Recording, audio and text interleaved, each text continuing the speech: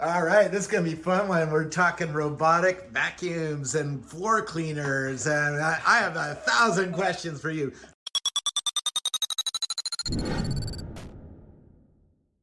First of all, who are you? I'm Mehul. I'm a co-founder of a company called Matic Robots. We're building fully autonomous indoor robots. Think of it as a Tesla FSD for the indoor world. And we're starting that with a floor cleaning robot because if you think about it, this is the only robot accepted in our home. Yeah. Okay. Last year, 18.5 million robot vacuums were sold. Now, I haven't met anyone who says, I love my robot vacuum. No. Yet, they are selling. I've had a bunch of them. Yes. And yes. I mean, let's start, right? Yes. I have real expensive rugs with tassels that it gets caught on. Let's start with that. Yep. I have a lot of computers around, with a lot of cords. They get caught on that. Yep. Now, my friend tests these things out, and he has cats, right? And they'll shit on the floor, and then it'll roll through the shit and track it all through the house and make a big mess. That's right? exactly right. Those are all the problems we experience ourselves. I had a golden retriever, and our joke was that he sheds twice a year, 6 months each. And we're like, okay, there has to be a product that can get all his hair and not actually have to. I don't want to flip it and cut it and all those things out there. So can we not do it? Can we also make sure that it doesn't chew my kids' logos or wires, And wires, it's funny, a lot of people on the internet these days are worried about robots rising and killer robots, and our joke internally is just throw wires in front of them and they'll be fine. None of the robots can see wires at the moment. So that's what we wanted to fix. And we started with this idea that, look, its first Roombas came out in 2002. Professor Brooks, Rodney Brooks, and the team did amazing job of inventing robots, vacuums as a category, thinking through the use. Now those didn't have cameras, right? Those had they didn't even have lidar. They didn't even have anything. They had like a bump sensor, didn't they? Yeah, exactly. It's like a blind robots where you just kind of walk around and keep bumping, and if you bump, you say, "Oh, I'm there." And then the idea was that if it bumps enough, it will cover. But then it doesn't know where the cords are, it doesn't know where things are. So very quickly we realized that every one of these robots got stuck all the time, and it required a lot of attention, and sometimes it went over dog poop and cat vomit and all kinds of things. Then they evolved, and eventually a company called Neato, which did an amazing job. They also were started out of Silicon Valley. Yep. They'll put a single pixel. I got one of those somewhere in the garage. Yeah, exactly. and those guys did a really good job. But single pixel LiDAR is basically still having a blindfold around your eyes, but you're just putting a hand out and say, if I touch anything, I shouldn't bump into it. Yeah. But if it's lower than my hand or lower than my height, it will still do it. And that still doesn't allow it to see where the wires are, where the rug tassels are. And if you're constantly vacuuming, it doesn't work. The other part about circular robots is if you flip them, you realize that actual cleaning is 2 inches away from the wheels.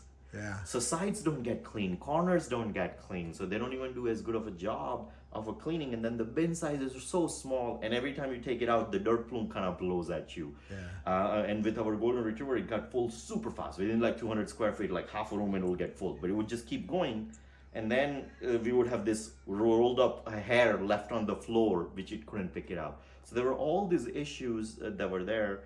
And then one of the first robot vacuums, you talked about expensive ones. So one of the first robot vacuums I tried was the 360i Dyson robotic vacuum back in 2016. I pre-ordered it for $1,000. It came. It got onto one of our nice rugs. And Dysons have amazing suction. That's their ammo. But it got onto a rug and got stuck. When you have too much suction, it pulls up a rug. And then it kept at it for 45 minutes without moving. And rug shed, so the entire patch of rug was gone. So these rugs, we just had them cleaned, and they're $15,000 a piece. These are from Iran, right? They're handmade silk rugs. Yes. And if it destroys this rug, my wife might divorce me. And the dirty secret, like if you back in 60s, you used to have these manual sweepers, and we still have Lego toys where you just kind of drive and it picks up all the Legos, and they don't have motors. So actually we realized that the analogy is that imagine dusty car, drive it. Even if you drive it at 100 miles per hour, it's not going to get cleaned. Yeah. You have to nudge it. So in the same exact way, it's not just about the suction when it comes to floor cleaning. It's really about the brush roll, and we learned all these things. So actually, if you have a really high suction power in your vacuum, there's a good chance it's ruining your rug. It's balding your rug without you realizing it, because it just sucks up all the hairs with too much of a power. So what you really need is an amazing brush roll. So we designed the whole thing from the scratch. have a first of its kind tangle-free brush roll, which we'll talk about it. We've also added a self-cleaning mopping system, again first of its kind. No one has this, so we don't just spray the water and drag dirt with us as you wipe it. It actually cleans and picks up everything there. Then as we were looking into it, we realized that a lot of people have a thick pile rugs and hard surfaces, so mopping is a critical feature. Well, what do you do with dirty water? Yeah. Right? And a lot of these solutions like Mop Vacs or even latest robots have these big docks where there is a dirty water tank and there is a clean water tank. Yeah. But this dirty water tank gets actually really smelly, moldy. If you leave it alone for a week, you'll probably have a bacteria inside it. Yeah. Where do you throw it? It's not necessarily good to throw it in a sink or a toilet. So we actually built first of its kind HAPA bags, which is collects both dry as well as wet waste. And we also have a version of diaper salt in it, so it turns into a gel, so it doesn't slosh around and leak. But we also added antimicrobial powder, so it kills all the bacteria, never smells. Wow. And then when the bag is full, it just tells you the This bag is is full. some of the questions my friend has a bunch of these robots and was asking me questions like, how do you clean it? Yes. Because it's a big pain in the ass. It's a big thing. Right? So it just that's the whole point, that it's a very simple system, tells you when the bag is full, you throw it away. Yeah. And then we also realize that, look, we are humans, we forget things. We absolutely forget how to change filters in our vacuums. You know, raise your hand if you've changed filters in your vacuum. Everyone forgets it. My coffee maker has a filter I'm supposed to change. Have I changed that? I think I've changed it a few times. But There you go. So we realized that, you know, people forget to change. So we actually built in a HEPA filter right in the bag. So every time you change a bag, it can last for a You're month. a really just great product thinker, man. And How long have you been working on this thing? We're working on this thing for about 4 years now. And how many robots have you gone through in your house? We've gone through a lot of them. But do you have like a test house? We have a test house, but our internal barometer was that if I can get my wife to fall in love with it, we're there. Or if my founder Navneet can get spouse test. I used to use that I used to work in a consumer electronics store, right? There you go. That was a must. If you wanted to buy a refrigerator, the spouse had to pass it, right? Yeah, exactly. So we had to. If you want to buy a telescope, your spouse had to approve it. Exactly. So to go back to this idea, you know, we started with this point of view that all these robots haven't really improved. They're adding sensors to it, they're adding cameras to it, but they have a ant-like vantage point, which is not necessarily good to see what's in front of it. It doesn't help you see occlusions are a problem. Occlusions, what is behind it, whether it's a shoes, whether it's something else, or whether it's a threshold. If you just have a tiny vantage point, you can't really tell what's going on. Also, they're very low to the ground, so they can't go over shag rugs, they can't go over the threshold, and a lot of people have shag rugs and thresholds now. So we designed a whole mobility system. And then a lot of these robots have sensors at the bottom, and cameras are also low. So over time, if you're cleaning, they get dirty, they get caked with dirt. And as they get caked with dirt, we have to remember how to change it. If you don't remember it, then it falls over and it starts doing all kinds of messy things. So we consistently heard from users that no matter how advanced the robots they bought, within 3 months, they started doing all kinds of weird things. So we just reinvented the whole thing from scratch, just using computer vision. That's our background. My co-founder. So you only have cameras. We only have cameras. It's just 5 You're like cameras. Tesla. That's why you said you're like the Tesla. That's FSD, right. We're just doing Tesla. That's exactly right. Tesla for indoor requirement. All the processing happens on the device. Even when you send information to the app, it only comes through local Wi-Fi. There is no cloud trip. Your data actually never leaves your home. So it's privacy first. And because it's so if my wife's walking around naked and she gets picked up by the camera, no privacy. No privacy issues. It's never going anywhere there. It just stays in. That's important that we're introducing a lot more cameras into the home. You know? Exactly. Wait until you figure out Mark Zuckerberg has a bunch of them on a headset. It's like that's a new problem, right? Or even Apple has like the 6 Vision Pro, exactly. 19 cameras. I don't know how many cameras. It's like a lot of cameras that I shoot videos with it. It's great. So that was the thing, that look, in indoor space, privacy is an issue, latency is an issue. If you don't want a robot that says, oops, I fell down the stairs because internet was weak or cloud connection was weak, right? Also, indoor space changes a lot. So even though we've built this system, what we have to do is continuously map because self-driving cars and all cars have this advantage that they have a Google Maps and GPS. In fact, the kids just brought these backpacks home, right? Yeah. There's a kid. Yeah. Hey, kid. I'm one. And there you go. And then And there's they have straps, right? All And kinds of if information. something rolls over that, it gets caught. It gets right? caught. And, you know. starts pulling out. It also has those things, so pulls the threshold. So we kind of take care of all of that stuff. And because we use vision-based system, it sees everything. And the idea is that if it can see it, it can clean it. If it can see it, it can avoid it. If it can see it, it can maybe even manipulate it. Hold so on, it sorry. always My starts. son is doing his stimming. Hey, Milan? Yeah, Can you leave us alone for a few minutes? I gonna be up in there. Okay, but go in your bedroom, thanks. I'm doing a video. All right. So that's the idea behind it. That look, a vision-based system. So what we do is a robot comes out, just like us. It will first explore your home, build a full-blown Google Street View like a map of your home, and because everything happens on the device, that's continuous. So anytime the furniture moves, anytime a table moves, even if there is a live thing, it knows. Even if there is a wire in the middle, it knows. And then it remembers that I didn't clean this area last time. So it actually comes back and do it. And that was one of the biggest thing that we thought about as well, that why don't these robots have memories? Yeah. If you use Roomba or any of these devices, they get off the dock, they clean. If 15 minutes into its cycle, if you pick it up, put it back on the dock and start again, it will clean the same stupid area for another 15 minutes. Yeah. It doesn't remember that I just cleaned it. Yeah. So can we give it an ability to remember that what it cleaned, recognize, and if it sees like a Google Street View, like a map, if it has that map, then it can know that here's the kitchen, here's the dining area, here's the living room.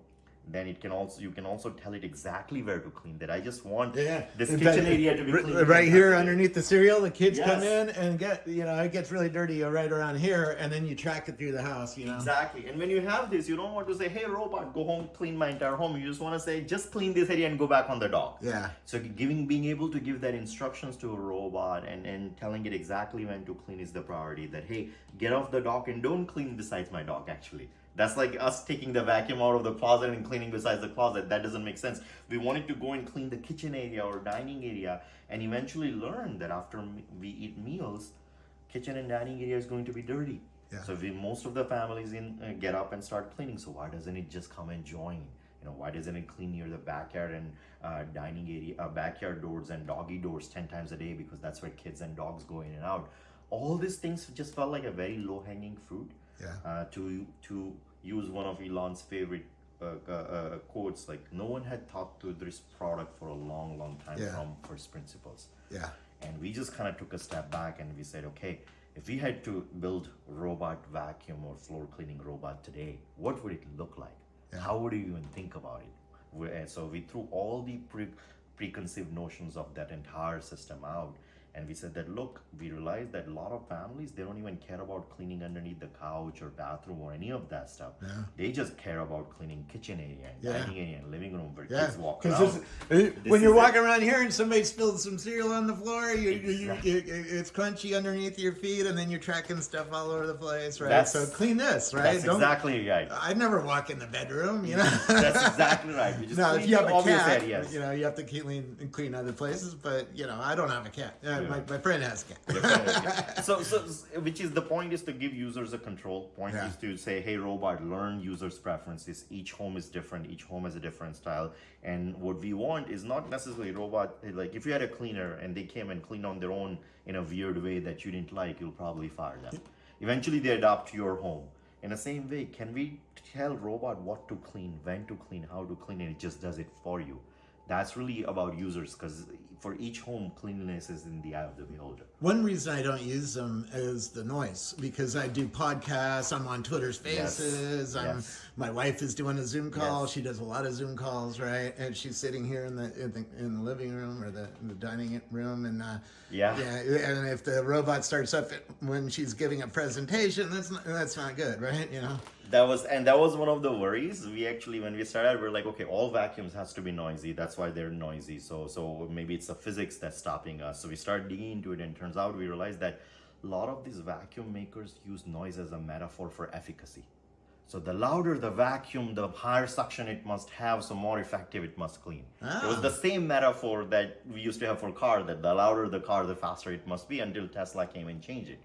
Turns out, most of the cleaning, the analogy is that if you have a dusty car, no matter how fast you drive, unless you nudge the dirt on it, it's not going to get clean. In the same exact way, the most effective part of the vacuum is actually the brush roll. It has to nudge all the dirt and then pick it up. So we spend time figuring out how to build a really, really quiet vacuum, and we have the quietest vacuuming robot in the world. It cleans at 555 dBA. That's a decibel pressure meter. Yeah.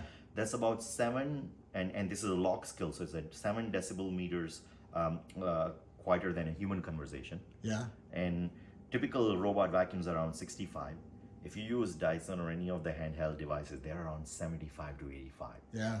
And so that means you can not even have a conversation. So that was one of the biggest things, that if you're going to have a robot that is constantly cleaning, can you do it in a way so it's so quiet that it just works?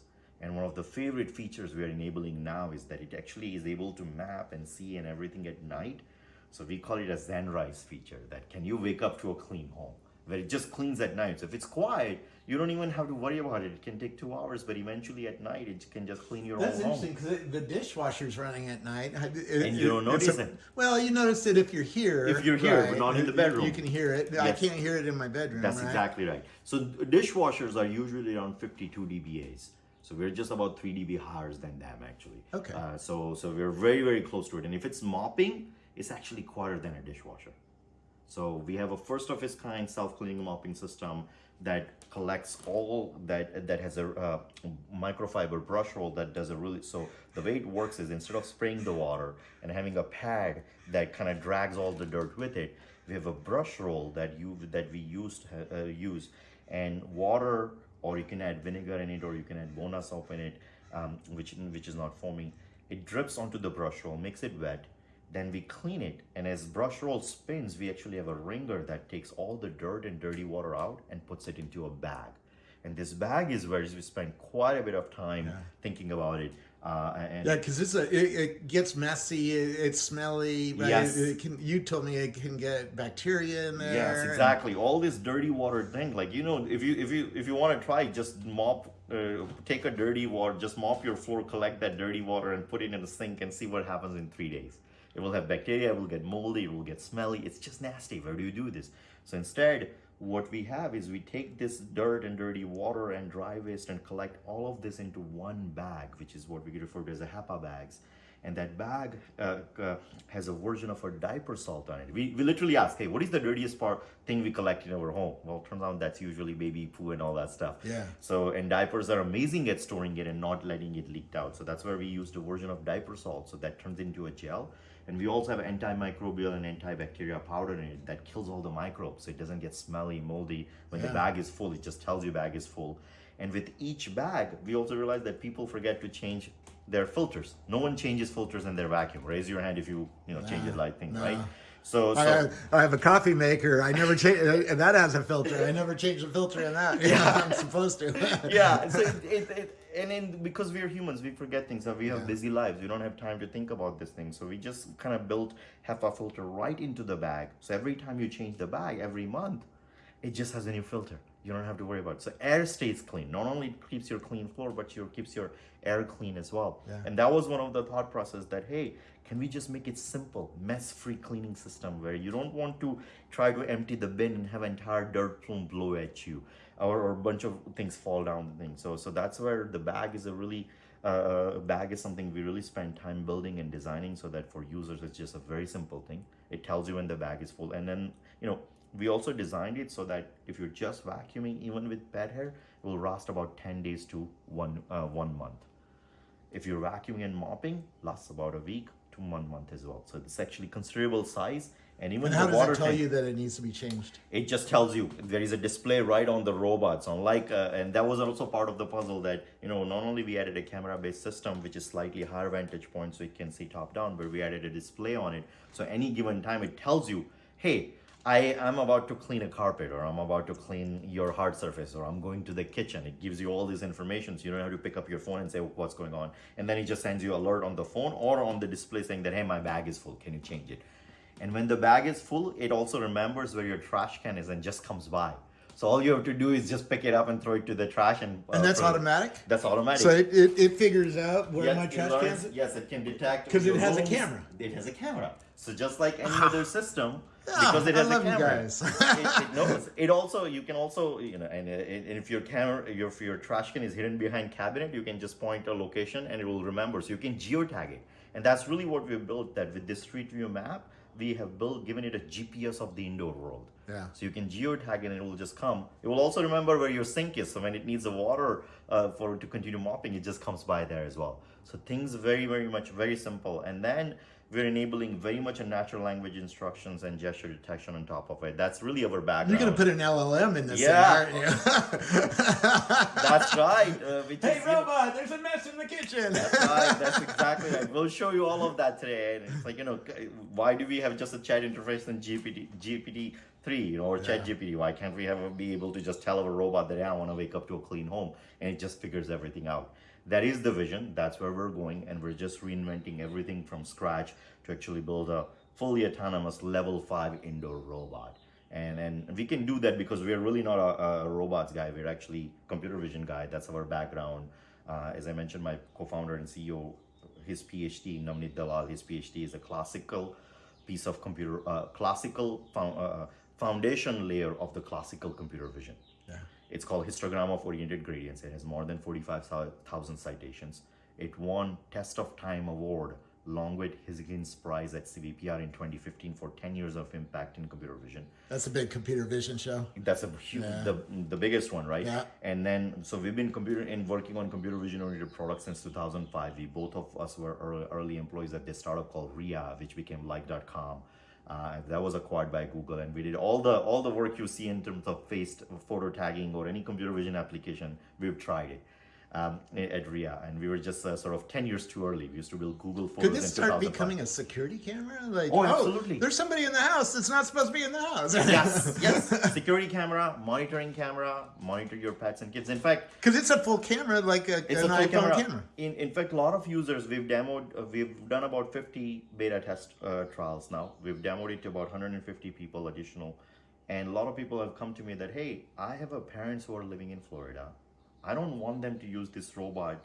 I will control it remotely. I will clean it for them. But you have a camera, so can you use that camera to keep? Can I use that camera to keep an eye on them? I just want to know. And if it's a robot that is actually doing a job of cleaning, then it doesn't even feel like a big brother.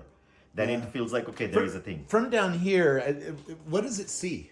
So Does it see you? So we have Can it see your face? It can. So what we have is you'll see the robot has what we refer to as a black Because border. then it could watch grandma and see if she's taking her pills. That's exactly right. Taking her pills. Your false robot's detection. your vacuum is gonna out you. Yeah, and fall detection. Just make sure they're okay. Just see that they're sleeping, and all kinds of information, and just kind of give you a summary at the end of the day as a kid that, hey, here's the 5-second or 10-second sort of a time lapse of what Now, happened let's talk today. about the future, because I want a little humanoid robot Yes, in my house. yes. Like, is this where this is Yeah, going? so- where you're going to have a variety of different robots to do things Precisely. in the house? Precisely. That's why we're building the way. What we realized in 2017 is that robots are not blocked by hardware. Hardware is hard, but first humanoid was built by Honda in 2000, which was Honda Asimo. Yeah. It was amazing. It was expensive. It was amazing. Since then, cost of hardware has come down. A lot of people are building. There's a a lot Y of people are- Combinator company.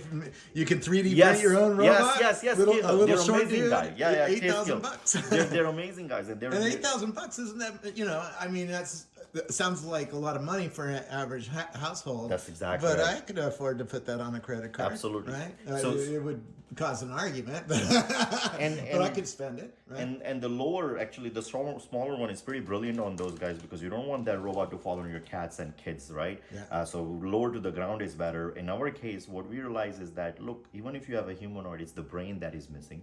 Because typical robot is a Christmas tree of sensors. Yeah. Just because you have 20 eyes doesn't mean you know actually how to navigate. So can you, and a lot of these demos, you will see that they would have expensive depth sensors, expensive LiDARs, and yet they just keep bumping into things. And that's what we wanted to prevent, that can we give it a brain? So the analogy we use that we're actually, human child what does human child first learn? They learn to crawl, they learn to walk, and they actually learn to navigate the space first. Yeah. Then we don't even give them a very sharp items. We give them soft toys initially. Then we give them things that are unbreakable. It's about 8 or 9 years before we trust them with scissors and knives, right? So in the same exact way, can we build a robot that first just learns to navigate home and go from point A to point B precisely 10 out of 10 times, regardless of the changes in the environment, regardless of the changes in the structure of the home, if whether you move table or whether you move couch, can it learn on its own and still get to the same place? Did you have a cord Yes, to your Macintosh? yes. or Don't whatever? don't pull the cord, don't topple over cord, avoid the bag or things.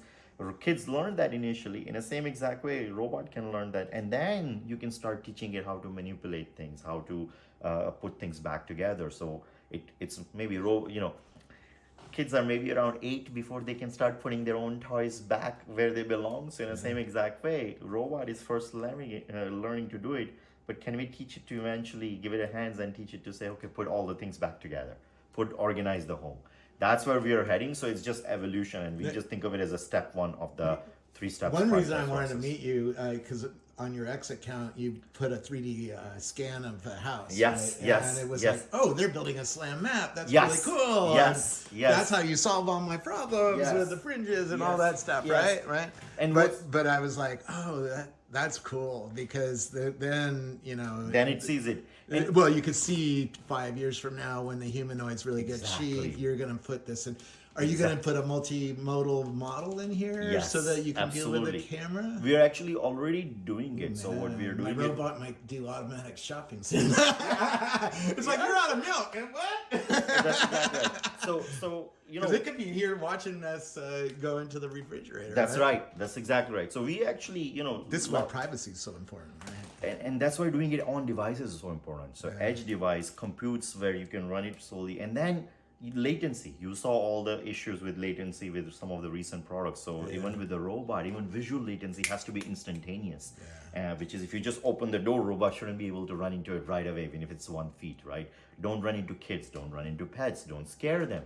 These are all the challenges, and VLMs are great because you can extract information out of it. So what we do is we already started using some of the open source VLMs like Dino and Clip, and extracting some of this information for semantic understanding.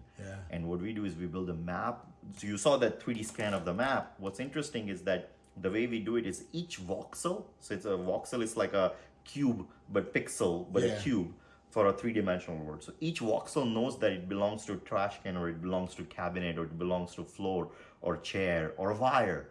And that's how we actually avoid things. Because we use that information to give it a semantic understanding, so it knows what is what, and that's how it actually understands those I met a things. guy at Unity who said every voxel needs a LLM. That's right. That is exactly right. You need to be able to talk to your refrigerator. Yes, yes. Refrigerator's a million voxels, right? That's exactly. So be able to understand and then put it all together and say, okay, this is the shape, this is the thing. And now, once you have a voxel understanding, it's very interesting because it knows its shoes. It may not know its physics property, but you can potentially ask that, hey, is this breakable? Is this movable? That information does exist in VMware. There's a difference between these and these. Yeah, right? exactly. And so you don't need to know If you're the a physics robot, property. you can treat this a little rougher than you can treat that. That's right? precisely right. That's exactly right. So that's where we, instead of asking questions, so the best way to do it is, even though we are building this 3D scan of the world, that allows it to navigate precisely using SLAM, as you mentioned. But if you just have And SLAM... people who don't know the term, SLAM is simultaneous location and mapping. That was designed for the Mars rover. That's right, exactly. Because we couldn't drive it from Earth, right? From Earth, yes. The latency is what, a minute or something, right? Actually, so it has to, if it's headed toward a cliff, it has to know, no. okay, That's I can't right. go that way, I got to turn. That's right. That's exactly right. And actually, a lot of that Roomba team is Mars rover team, ex-Mars rover team. They're the guys who actually brought those robots. So it's amazing how the technology evolves. But yeah, so SLAM is needed. But SLAM alone is like giving, dogs and cats can navigate perfectly. they don't bump into our furniture, they don't get tangled up in wires, right? Yeah. But if you tell They a can cat, do it fast too. and they can do it fast. But if you tell a I have a crazy a relative with a crazy dog who runs around like in circles, Circles. really fast. Exactly. I haven't seen a robot do that yet. Right. Not in the house Getting there. with jumping over people and over stuff. people. No. Not yet, You know, not yet. You know, Boston Dynamics ain't quite there yet. Boston Dynamics, yeah. The analogy I was trying to make is, your dog can navigate, but you can't tell your dog that, hey, go sit on the couch. Yeah. They don't understand that information. Or say, go to the Unless they're bathroom, get trained. me something. They're Right? not that good. Yeah. Or go to the front Hey, door. Doc, give me a Diet Coke. No. That's why I need a little robot. So that's where VLMs and some of the advances in AI is amazing, because now we can give it a semantic understanding. We can give it a thing, and then it can do all kinds of stuff and say, hey, Matic, go clean kitchen. Hey, Matic, go clean the kids near the kids' toys, and it understands all this information. Or hey, Matic, push that shoes near the shoe rack. And you can do all that information even with the robot that we have built today. And that's the idea. And eventually, we expect robots to have a very similar chat interface or natural language instructions. And we've built it too. But then it goes to the next layer, which is having a vision, means that it can understand gestures. Oh, so you can gesture to it. Hey, go away. Yeah, I'll show you today. Or hey, hit that spot over in the corner. That's exactly right. That clean this. And this was one of my use cases because... Gestures. Yeah. This was one of my use cases because I used to have a golden retriever. Golden retriever would have this hair, which are very hard for sometimes us to see because it's golden, it blends into the floor. But if I see it, why can't I tell robot that, hey, just clean here, right here. Yeah. This is where the stain is or the chair is, instead of just cleaning the whole area and wasting 20 minutes of time. So from quietness to cleaning efficacy to just building user interactions to making it very good, simple for users to use. All these are part of the product we've built today. That's awesome. Super excited to show it to you. Yes, I want to try it. All right, so then you can just, if you do me an honor and lift the robot, actually maybe come around this side. Yep, perfect. Yeah. And then do me a favor, please. Come onto this side and press the power button for me. All right. Well, here for a second. Hold on. Just the power button right here. This one? That's it. Just simple press. All right. There we go. Well, that's a new kind of unboxing. Yeah. If it's a robot, it has to roll out of the box. How can you build a robot that you would pick it out? It defeats the purpose. So fully autonomous means that it knows when to come out of your home. It says hello. Feels like, okay, it's a friendly being belonging to home. Yeah. And that's what we really try to do. So this is a full onboarding experience that we have here. And I'll just put this dock for now. Let's just do it here for a second. Okay. Okay, perfect. So it will know. And so it figures out where the dock is. It automatically it's around detects, the corner. Yes, and that's actually automatically when it goes down. Does it have a Bluetooth beacon on it? There's nothing there. It's pure visual. It'll just figure it out. It will just figure it out, and you can move wherever you want. It just figures it out based on the way it looks and the visual recognition. The same thing. Cool. And that was actually one of the critical points. That a lot of these indoor robots, when they build a map, they build a map starting from where the dock is. Those maps are relative. Robot only knows where it is from where the dock is. That's like coming to your home and saying, I can only navigate my home if I come through front door, but if I come through side door or back door, I don't know. Versus what we do is build a full-blown visual absolute map. That means you can move around your dock, you can move around everything, and it just figures it out. So what do we need to do now? Get my iPhone going? So first, let me just quickly give you a quick understanding on the industrial design piece of the puzzle. So a lot of people ask us, hey, why is your robot tall, or why did you decide this way? And one of the first things we say is that let's do a quick thought experiment. Imagine sending a Roomba to 60s, teleporting it to 60s, and then let me know if you're still recording. Yeah, I am. Okay. So imagine sending it to 60s, sending Roomba to 60s and asking people what is it. Yeah. Most likely they wouldn't be able to guess that it's a robot or a vacuum. Yeah. So we wanted to build a robot that looked like a robot. Then we give it a cleaning head, just like an upright vacuum, so it can clean sides and corners very well. And it's clear that this is a cleaning robot. This is not a robot built it's not Alexa on wheels, to be honest. Yeah. And we completely redesigned the entire mobility system because Roombas were built for a role 25 years ago, was wall-to-wall carpet. Now we have thick pile rugs and wires and thresholds. So we have this big wheels. It's very much like an SUV that allows robot to climb over about a 1 inch of threshold, shag rugs, all kinds of surfaces. Then we built a cleaning head that goes up and down. It actuates. So there is a clearance, 1 inch of clearance here, so it can go over various terrains. But this also means that cleaning head actually automatically adjusts to the thickness of the rug. So if you have a really thick pile of rugs with things, it's not going to dig into it and start sucking up everything. It actually automatically detects what the rug thickness is and adjusts the brush roll speed, suction speed, all kinds of information to just do right amount of cleaning. Then what we did is we were earlier talking about the robot, having a lot of hair stuck. So this front part of the vacuum is the brush roll. This is first of its kind tangle-free brush roll. We've completely redesigned it from scratch, so it does a really good job of cleaning on the hard surfaces, really good job of cleaning the pet hair, rugs, and it's very simple to take out, clean. You can wash it if you want, but the most important part is no hair ever gets tangled up in it. You're never gonna have to take it out and cut it. Yeah. So we've designed it so, and the way it works is that the simple part is that it just tapers off a little bit. It just slightly slides. So all the hair actually just slides to the either side of it. Here, let me get a close up of that. Yeah. So people can see. Yeah, that's really well designed. And it's very easy You're to a brilliant access. dude, man. I mean, how many people worked on this? We're about a 60 people team at the 60. moment. 60, yeah, which is for the entire robot and a perception system we've built is actually relatively tiny. I think other companies are usually around 200, 300 people if they're doing hardware and software system.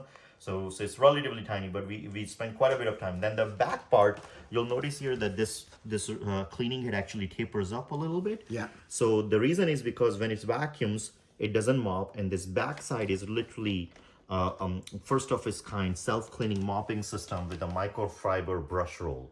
Okay, and the way it works is that we have a water tank in here. Yeah. So if you open up the lid, here's the water tank. In this tank, we can put in water, we can put in vinegar, we can put in Bona soap, any sort of non-foamy soap goes in there. You fill it up. It tells you when the water tank is empty. You fill it up, you put it back in. Okay, press it in. Now, when you start mopping, Do most people just use water, or? People just use water. We've had people who use water. We have people who put a little bit of vinegar in it. We have people who use some sort of a soap combination with the, as I said, Bona soap. So we have all kinds of people. It just depends on preference. Yeah. But water itself is fine as well. Yeah, this floor gets cleaned with water. Water, exactly. So water is fine. You don't need This to. is, Just simple stuff. So Yeah. and some people have a really like a real word. So sometimes they use Vaco soap.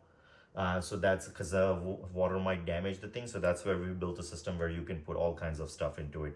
And then what it does is robot, when you tell it to mop, robot takes water out of the tank, drips it onto this, makes this mop roll wet.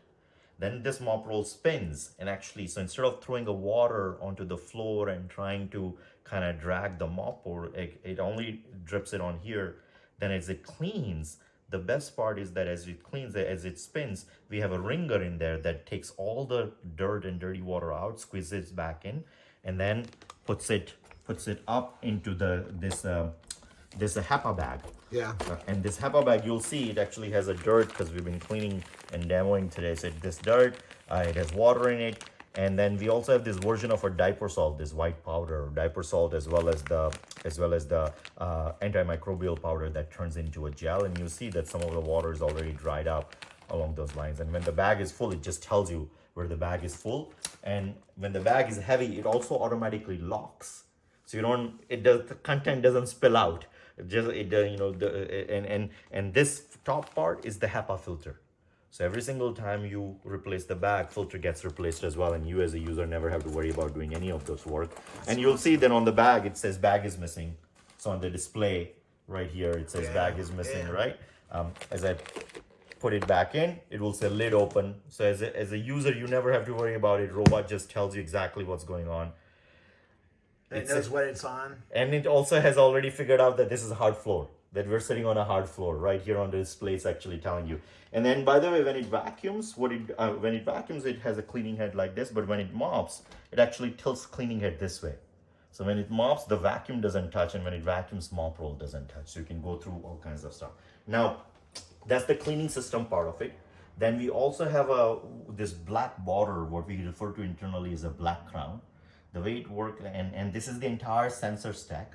Now there, because it's about 1 feet high, you can we see top down view. cameras. Yep. So there are 2 cameras in the front, same exact 2 cameras in the back, just like a human eye. There's a camera here. There's a camera at the top which sees at the ceiling, and that's how it's able to see people, pets, anything that's taller. That's how it's able to see our gestures as well. So that's what we use.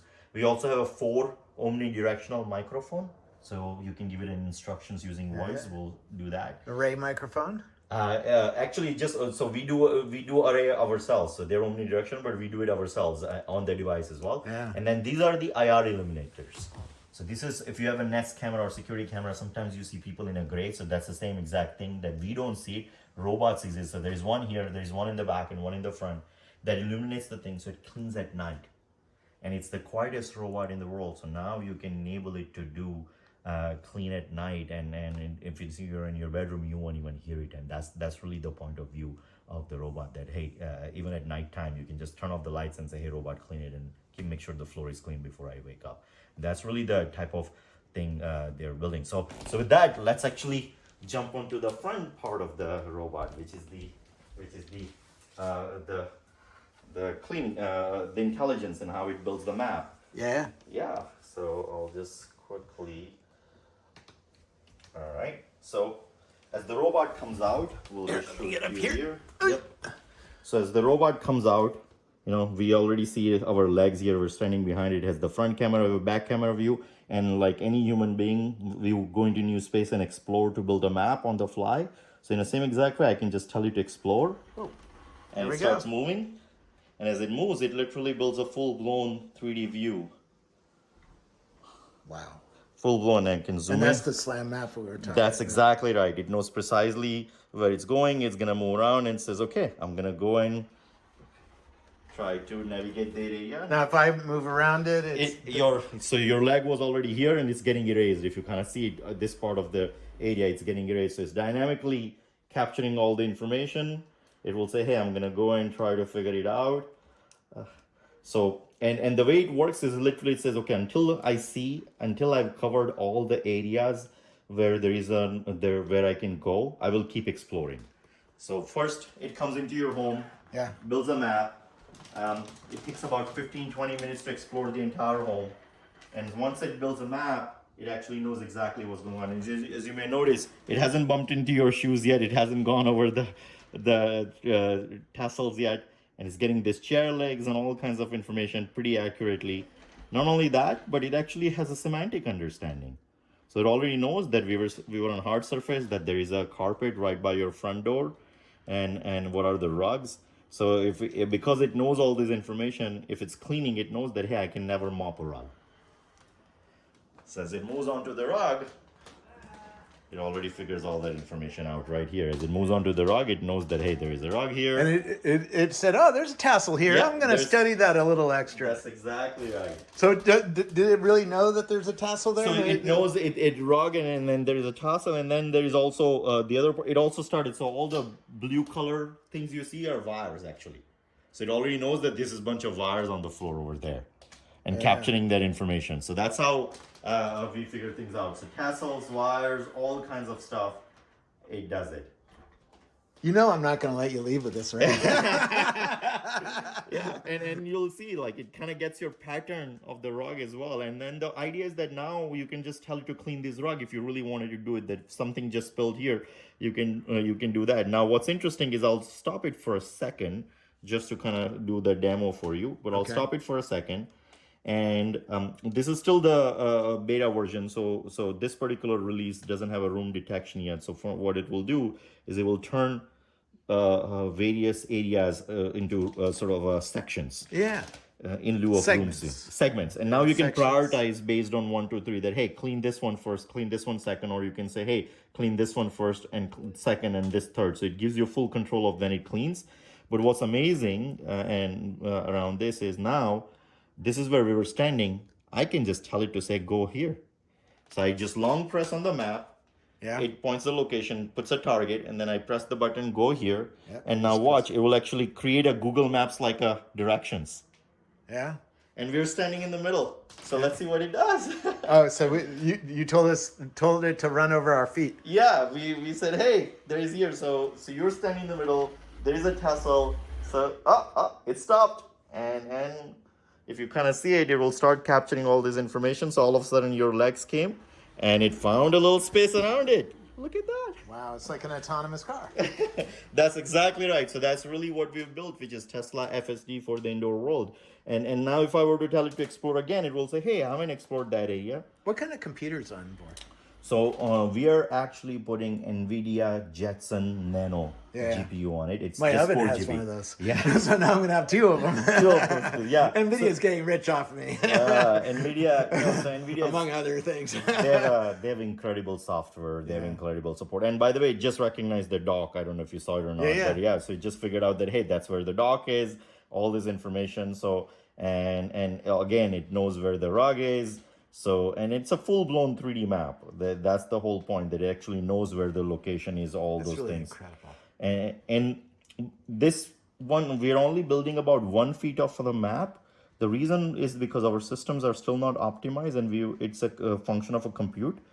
Before the production version, we're going to build 3 feet of the map of your home. So it's not algorithmic restricted. If we can put a $1,000 compute on it, we can build a full-blown 3D of your home inside it. So it's really just a function of how much compute we want on the device, and that's where it is. Yeah. So as you can see, You got to make this affordable. So, yes. Right. So now it's kind of exploring all your Now, the dining retail area. price of this right now is what, $1,900. You So have a retail special price- for like $1,600. That's how we started. So we started collecting pre-orders at around we priced it at $795 and started collecting pre-orders for $1,500. But we're actually bringing the price down. So over this last 6 months, we received a feedback from users that, hey, that's really unaffordable.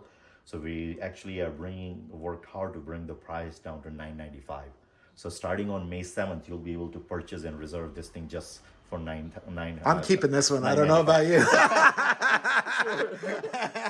So here's an example of it. Robots navigating. Now, another beautiful part is that I'm gonna stop it again for a second. Yeah. And let's say I'll bring it here. We're standing on this location. So let's say cool. kid spilled something right here. Now what I can do is I can tap on that pencil icon and just say, hey robot, I just want you to clean this area. And I'll hit vacuum. And again, it will find its way. So it says, okay, I know how to get here. Is that this place over here? Yeah, it's right here. It's coming right here.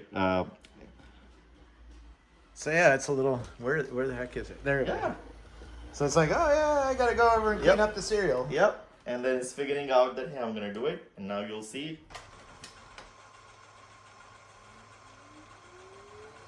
Okay. And it will lower the cleaning head. Much quieter than my friends. Yeah. Yeah, and we are having conversation even though it's really just about 1 feet away from us, which is almost impossible for any sort of thing. And then you'll see, as it cleans, it actually tells you which area it's cleaning, and it even gives you an ETA that, hey, it will take up me about 4 minutes to clean this properly. That's cool. That is so cool. All right, you sold me, man. I'll pay $1,000. There you go, and we'll do it. So that's the thing. The other really incredible part, so I can tell it to stop for a second. I can also say that, you know what, just the same exact area. Let's say I'll put this as a clean mode, pick this area, and let's just tell it to mop, and say okay. If you're now, telling does me it vacuum first and then mop? That's right. So if you tell it to do both, there is an option to select both. Then it will vacuum first and then mop, so that your floors are clean. So we'll just do it here for a second until this happens, just to kind of show how it works. Yeah. And in the case of vacuuming, as I said, it first gets the water onto the brush roll, makes it wet. We call it a saturation process. Then it will lower the cleaning head, just the way it did right now. And then you'll see that it actually will tilt the head and move backwards as it does. And in a second, we'll do it. Yeah. And it shows that it's mopping. Yep, it told you that there's mopping.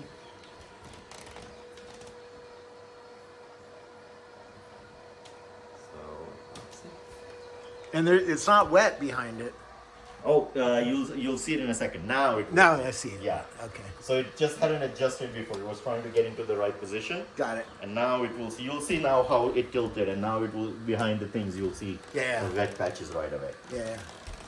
And we put just enough water on it so that it actually does it. So give me a second. You know what it's doing? I know. I'll do it one more time. Here we go. All right, let's do clean, mop. Okay, now it will be slightly better. So it was trying to do the edges first. And edges, it does it far slowly than the normal version of it. So Got it. That's where I just told it to stop doing edges and just clean the So, middle part. so is it vacuuming and mopping at the same time? So it just vacuums first, then it mops in a sequential manner. Got it. The reason is because if you try to do it and let's say you had a spill, it will vacuum up spill as well, and you don't want that. As a user, you don't want to put a liquid on it and then do it. So we can kind of do the same exact thing here. So Okay. now it will do it very, very well. Okay. So we'll get into position and start in a second. There we go. Oh, yeah, and you can see that perfect patch. Yeah. Okay. What we can do, if you allow me, maybe I can even grab a.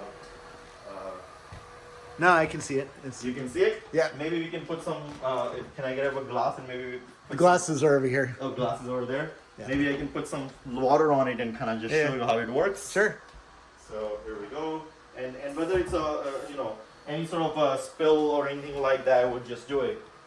So it's gonna take a turn onto the right here. There we go. So I'll just put some water in it.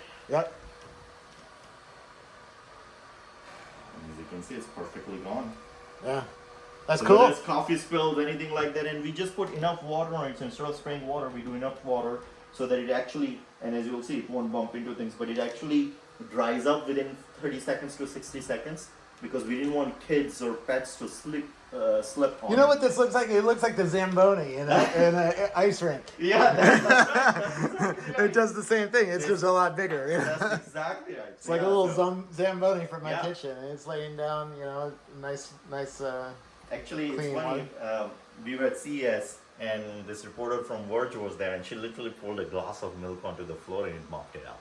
And that was really a tougher test than even just doing it. So that's the mopping piece of the puzzle. Now another really cool feature that I want to show you. So now that it's mopped, I'm gonna tell it to, let's say, go even further here for a second. Let's see. Yeah. So I'm gonna tell it to come here. So I can say, go there. So it's gonna come near you. All right. And I'm gonna move around, and you can record me and the robot both at the same time, hopefully. So let's do this. Let me just set this up. Voice command. There we go. All right. So I can say, "Hey, Matic," and it'll look at me. Clean this. And I'm pointing my hand and a finger and say, "Clean this." And as you'll see, it actually understood the command. It's planning now, and it literally sees me as a person, my hand, my finger, triages where my face and eyes are looking at, and then it's coming over there and starting to clean right here. It says, "Okay, you told me to clean over there," and it's right there. That's crazy. That's cool. Yeah, The magic of AI. magically, and now it will just start cleaning the area. So that's one of the things. Then, so yeah, so it just kind of picked up that area where I pointed, drew a little square around it, and say, "Hey, I'm gonna start cleaning this thing." Yeah. Yeah, There we go. yeah. And you can even, let me Now, see. is Let it me put smart all of enough- this in its path? Yeah. So if I needed it to get underneath there, I just point did it. too much. Oh. Yeah. So Or when I you- can just when you- draw a boundary no, around it. No. Actually, it goes underneath it automatically once we start enabling the edge cleaning. So Yeah. it knows exactly that, hey, I will go and doing it. I was just I didn't tell it to do edge cleaning yet, so I was just telling it to just come and get it. No, that's cool.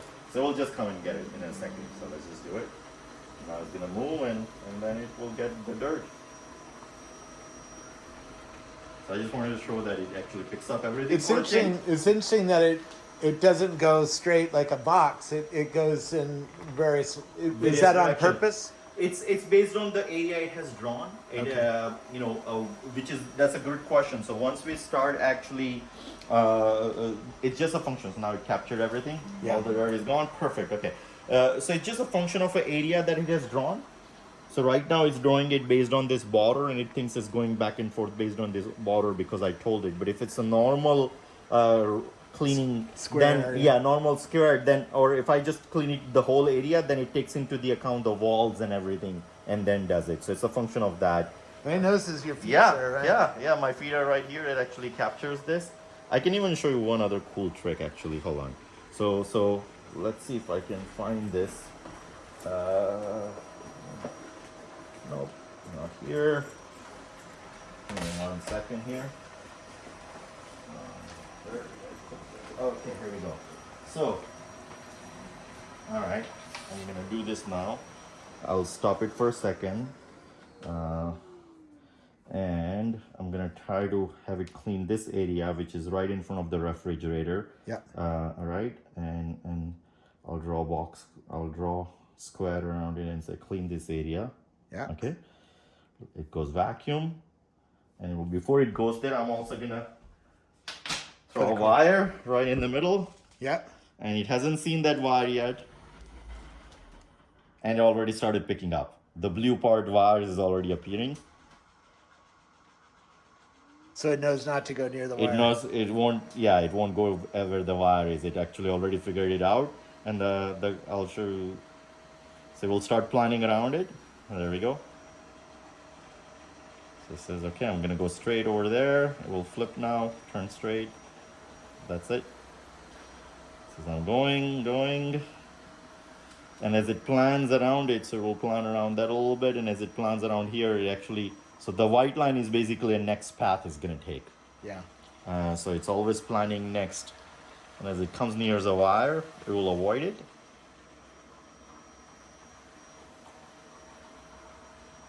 That's cool. So in a second, we'll go. There we go. And this runs So- on Android or iOS? Or No, just so iOS? this is so this particular thing is just iOS at the moment. The app itself, we are going to give it an Android support very soon as well. So as you can see, it plans around it. But now the beautiful part is, let's pick it up.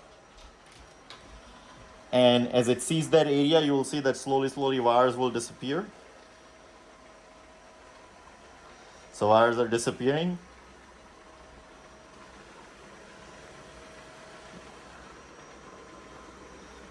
And it will actually come back and plan that area as well. Yeah. And say, you know what, I didn't clean this area, wires are gone, let me actually, so wires are completely gone now, and all of a sudden it said, oh, I'm gonna go clean exactly at the area where wire was there about 30-60 seconds ago.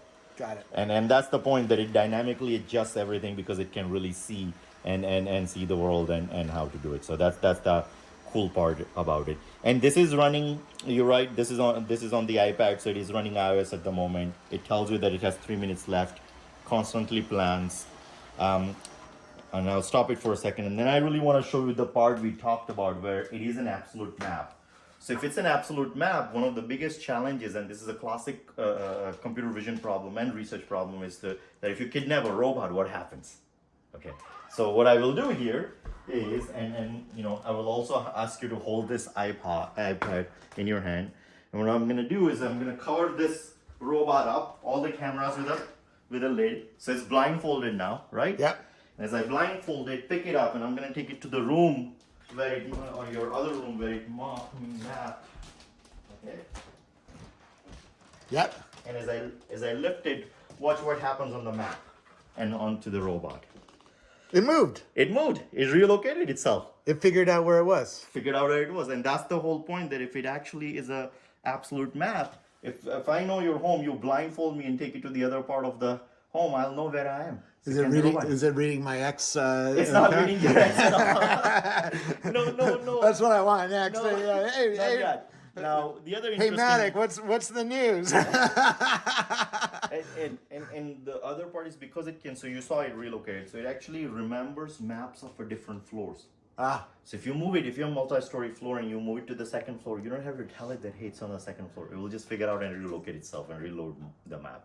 You bring it back. So you can have 3 floors and you can have one 3 robot. floors, you can have 4 floors, it doesn't matter. It stores all kinds of maps on it. So as a user, you don't have to worry about it, you don't have to tell it. The other interesting part is what we can do is, let's see which part of the home it hasn't. Maybe this will work, but I'm gonna try and do this where I'm gonna take it and put it in a part of a home. Let's go in the Yeah, in the so it hallway. hasn't mapped.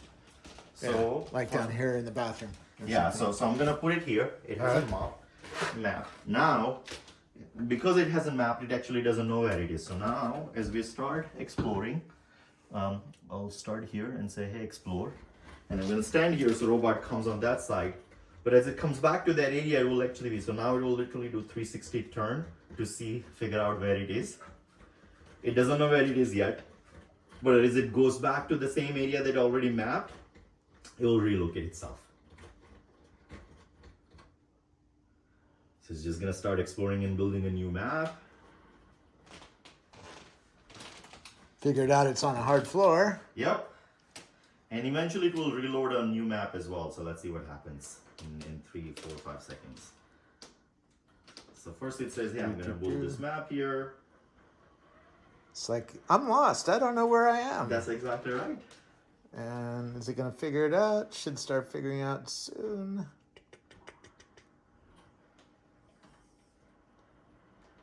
It's like a kid that got lost and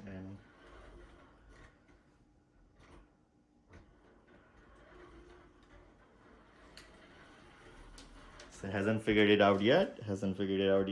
It's just moving. And I think it might just have happened. There it is. Yep.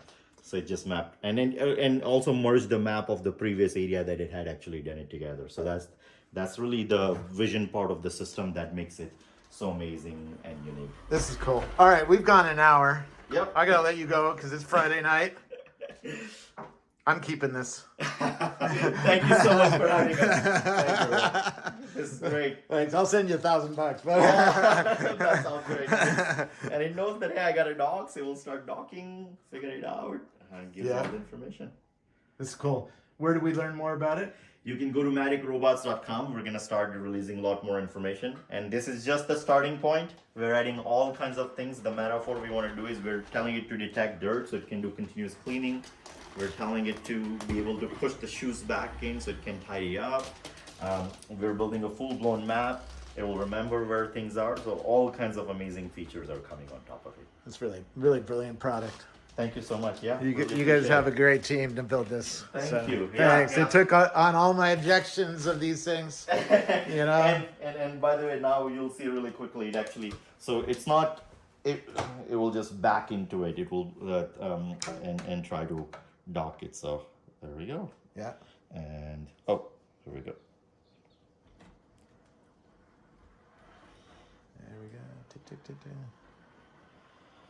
It's like me. I have to figure out how to back up too. Yeah.